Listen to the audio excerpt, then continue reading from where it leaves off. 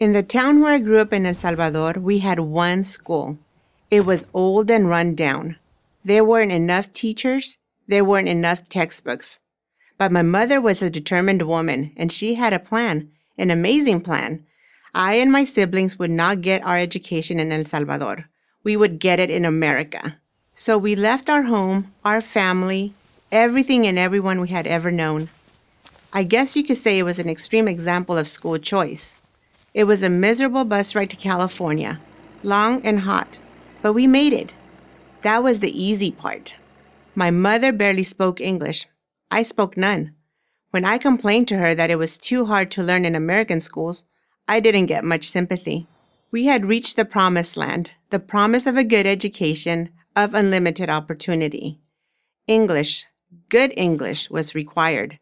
So I learned it. My mom made sure of that.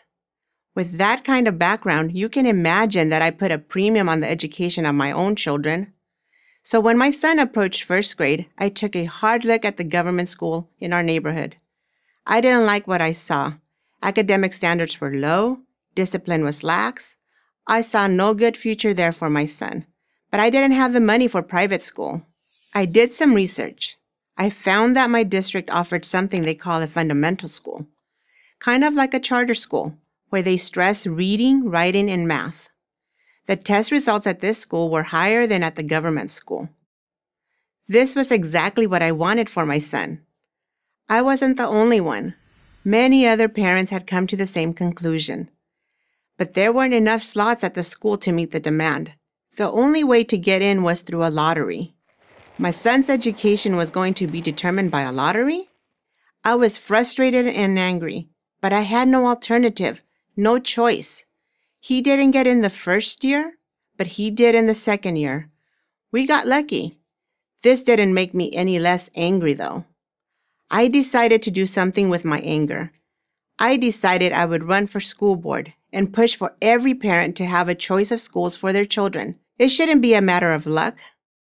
I had no experience running for local office. I certainly wasn't a politician. I was just a mom with an issue. I guess that was enough because I won. But like my long bus ride from El Salvador years ago, that proved to be the easy part. The government school system was in worse shape than I thought. Enrollment was declining, but costs were going up. We had more teachers making more money, teaching fewer kids, with no test improvement to show for it.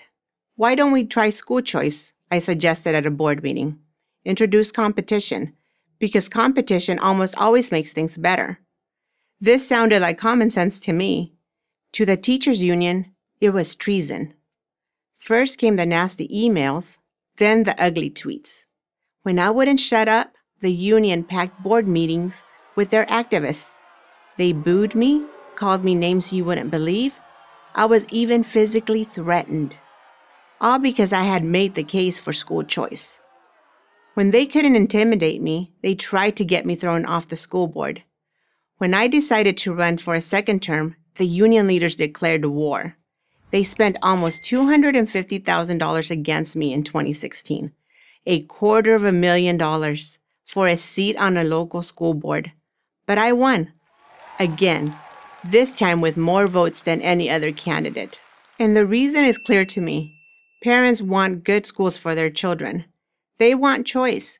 And this got me thinking. Teachers have a union. Why not parents? So I started the parent union to give parents more of a voice. And now chapters are all over the state and in some of Southern California's toughest neighborhoods. It's a battle, but I'm confident we'll win. There are few forces stronger than a parent determined to get a good education for their child. I'm Cecilia Iglesias, President of the Parent Union for Prager University.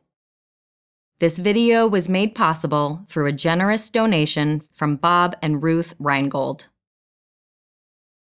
Thank you for watching this video.